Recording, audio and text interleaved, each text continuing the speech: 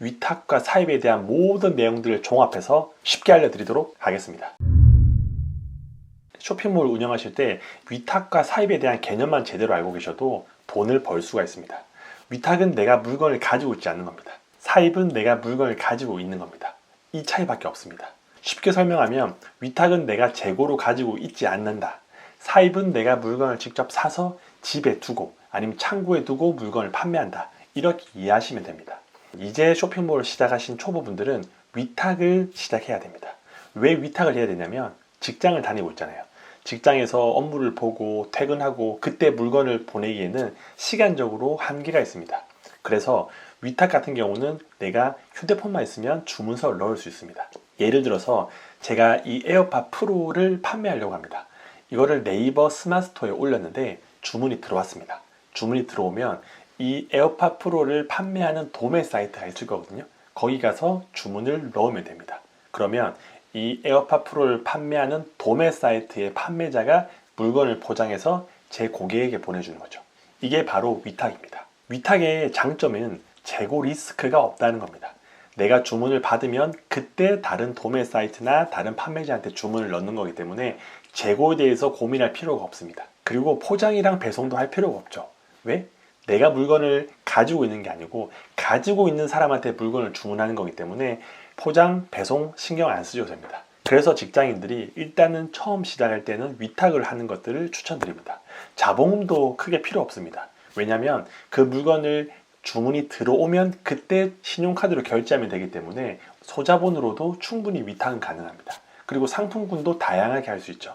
예를 들어서 제가 삼성과 LG에서 나온 노트북 정말 여러 종류를 판매한다고 하더라도 위탁인 경우는 충분히 가능하죠. 왜? 그 상품을 등록만 할 뿐이지 제가 그걸 직접 살 필요가 없거든요. 주문이 들어오면 그때 그 해당 모델에 대한 부분만 인터넷에서 사서 고객한테 보내주면 되기 때문에 자본금도 크게 필요 없고 상품군도 다양하게 할 수 있습니다.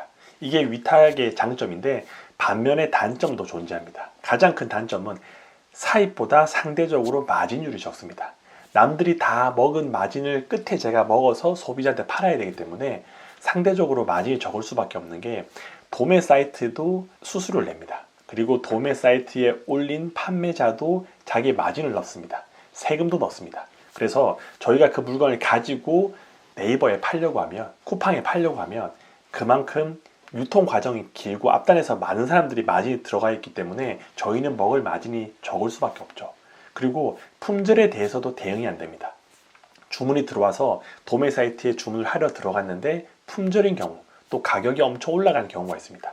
나의 의지와 상관없이 도매 사이트에 있는 판매자의 가격을 올리던가 품절 처리를 해버리면 저는 그 물건을 구하기가 어려워서 페널티를 먹게 되는 경우가 있죠. 제가 어떤 상품을 올렸는데 그 상품에 대한 이해도가 떨어질 수가 있습니다. 제가 예를 들어서 코로나 키트라는 상품을 쇼핑몰에 올렸어요.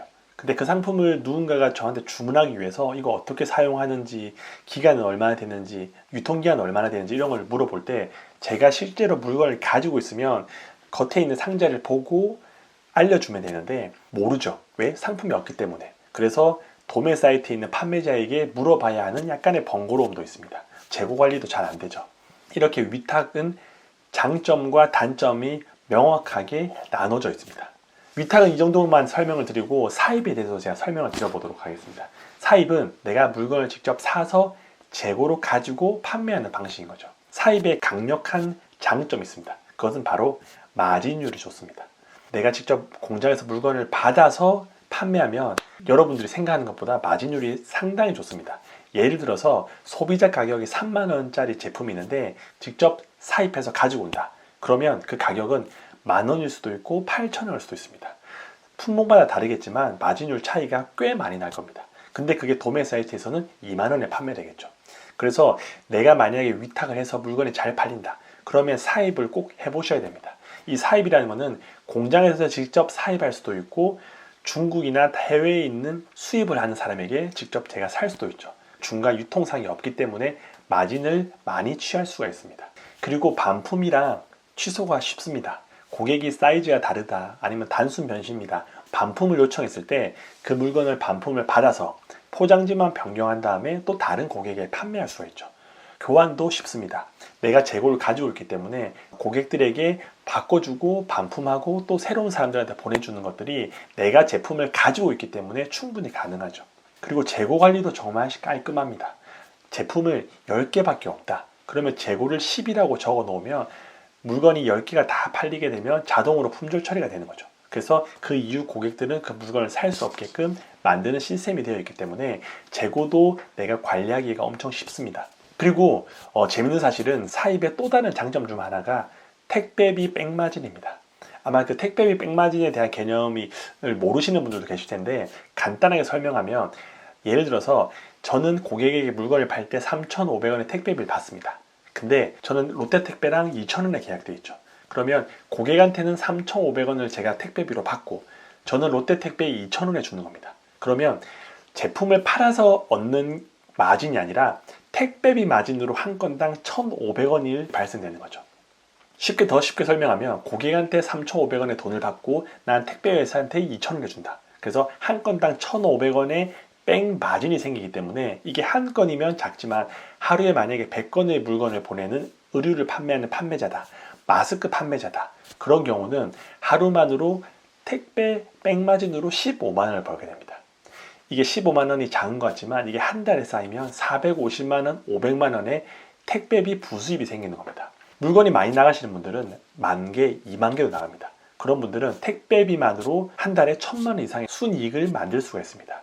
그래서 사입을 하게 되면 내가 직접 물건을 보내기 때문에 택배사랑 계약만 잘 하고 물량만 어느 정도 받쳐준다고 하면 고객들한테는 3,500원에서 4,000원 택배비를 받고 나는 1,500원이나 2,000원에 싸게 계약을 맺고 하게 되면 정말 많은 부수입이 생길 수 있는데 이렇게 돈 버는 사람들을 제가 알고 있습니다. 이케아에서 팔고 있는 젓가락을 2,000원이면 그 2,000원을 네이버에 올립니다. 쿠팡에 올립니다. 단 택배비가 4,000원입니다. 택배비가 4,000원이더라도 집 주위에 이케아가 없는 사람들 같은 경우는 그렇게라도 젓가락을 5개, 10개를 구매합니다. 이케아에 가서 사는 금액 2,000원, 네이버에서 판매하는 금액 2,000원 같죠. 근데 소비자는 제품 가격은 같지만 택배비를 4,000원을 지급해야 됩니다. 그러면 이케아 젓가락을 판매하는 판매자는 사실 수수료 빼면 제품을 팔고 손해볼 수가 있죠. 왜? 2,000원에 사입을 해서 고객한테 2,000원에 파는 거예요. 그러면 수수료 빼면 손해인데도 택배비로 돈을 버는 방법이죠. 왜? 본인은 택배회사랑 1,800원에 계약을 하고 고객한테 4,000원을 받는 거죠. 그러면 한 건당 2,200원의 택배비 백마진이 생깁니다. 이게 한두 건 팔리는 게 아니라 하루에 10건이 팔린다. 그러면 22,000원에 대한 마진이 생기는 거죠. 그게 한 달이면 60만 원. 이게 이케아 젓가락뿐만 아니라 상품군이 여러 개 있으면 택배 회사랑 계약할 때도 더 싸게 계약할 수도 있고 물량도 많아지고 그러면 한 달 동안 이 택배비만으로 500만 원 이상의 순수익을 올릴 수가 있습니다. 이렇게 장사하는 분도 봤습니다. 사입이 무조건 장점만 있는 것이 아니죠. 단점도 분명히 존재합니다. 가장 큰 단점은 사입을 하게 되면 재고를 가지고 있는 거기 때문에 그 재고 리스크가 크죠. 분명히 물건이 팔릴 거라고 생각해서 공장에서 100개를 받아왔습니다. 100개를 집에 뒀는데 그 물건이 갑자기 팔리지가 않는다. 네이버의 가격 비교로 묶여서 더 저렴한 사람에 판매된다. 쿠팡 같은 경우는 아이템인데 묶였다. 그러면 그 물건이 판매가 장기간 안 될 수가 있습니다. 그러면 그만큼 돈이 묶이게 되는 거죠. 이게 사입을 했을 때 가지고 있는 가장 안 좋은 리스크 중에 하나죠. 그리고 직접 포장도 하고 택배도 보내고 하는 번거로움이 있습니다. 직장인들 같은 경우는 퇴근하고 오면 6시, 7시이기 때문에 그때 물건을 포장하고 또 배송하고 하는 데는 시간적으로 좀 어려움이 있기 때문에 물건이 몇 개 없을 때는 편의점 가서 보낼 수 있지만 물건이 많아지면 이 포장과 택배하는데 꽤 많은 시간이 들거든요. 그래서 직장인들이 부업으로 사입을 해서 물건을 판매하기는 쉽지가 않습니다. 그리고 초기 자본금이 듭니다. 공장이랑 컨택에서 계약을 하려면 먼저 계좌이체를 해서 물건값을 입금을 시켜야지 그날 또는 그 다음날 물건이 출고됩니다. 그래서 어느 정도의 현금을 가지고 있고 그 자본금으로 물건을 사야 되기 때문에 어느 정도 돈이 필요하죠. 공장에서는 한두 개 팔 수도 있지만 가급적이면 MOQ, Minimum of Quantity라고 해서 최소 주문 수량이 있는 게 있습니다. 뭐 마스크 같은 경우는 한 번에 10,000개 이상 사야 된다. 아니면 보호대 같은 경우는 한 번에 3,000개 이상 사야 된다 라는 최소 주문 수량이 있기 때문에 그만큼 맞춰서 발주하게 되면 돈이 묶이게 되고 현금을 써야 될 수밖에 없는 상황이 되는 거죠. 그리고 제조사에 연락했다고 모든 제조사들이 다 판매할 수 있게끔 권한을 주지 않습니다. 이 셀러가 정말 잘 파는지, 이 사람이 우리의 브랜드를 훼손시키지 않는지를 다 보기 때문에 그런 것들을 검증 과정을 거치고 신뢰를 줘야지만 물건을 받을 수가 있습니다. 그래서 초보 셀러는 공장과 협의하고 협상하는 것들이 쉽지 않을 수 있지만, 제가 또 다음 시간에 한번 공장과 어떻게 스무스하게 쉽게 영업을 하고 또 거래를 좋은 조건을 할 수 있는지도 꿀팁을 알려드리도록 하겠습니다. 그래서 오늘은 이 위탁과 사입에 대한 개념에 대해서 설명을 드렸는데, 처음 시작하신 분들은 대부분 도매 사이트에 있는 물건을 등록하고 주문이 들어오면 그 도매 사이트에 가서 주문을 하는 위탁 판매로 진행을 하실 겁니다. 그래서 계속 위탁으로 돈을 버시는 분도 계시지만, 마진을 생각하면 언젠가는 사입으로 가야지 똑같은 행동을 하더라도 조금 더 큰 돈을 벌 수가 있습니다.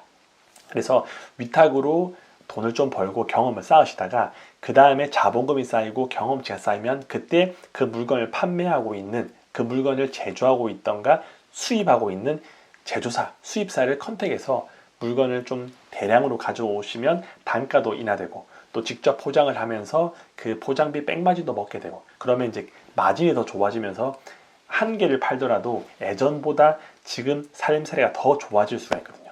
그래서 오늘은 위탁이 어떤 건지 사입이 어떤 건지 이 영상으로 모든 것들을 정리해 드렸는데, 이 두 가지 개념만 알고 이해하셔도 어떤 순간에 어떤 판매를 해야 되는지를 또 알 수 있을 거라고 생각합니다. 네, 오늘도 긴 영상 시청해 주셔서 감사합니다. 행복한 하루 보내시기 바랍니다. 오늘은 어느 공장 한번 뚫어보지. 네, 안녕하세요. 네네. 네. 제가 우유를 좀 많이 사고 싶은데 혹시 거래 가능하실까요? 네. 네, 알겠습니다. 이런 식으로 그냥 던져보는 겁니다. 안 된다고 하면 어쩔 수 없고, 된다고 하면 그때부터 딜을 시작하는 거죠. 감사합니다.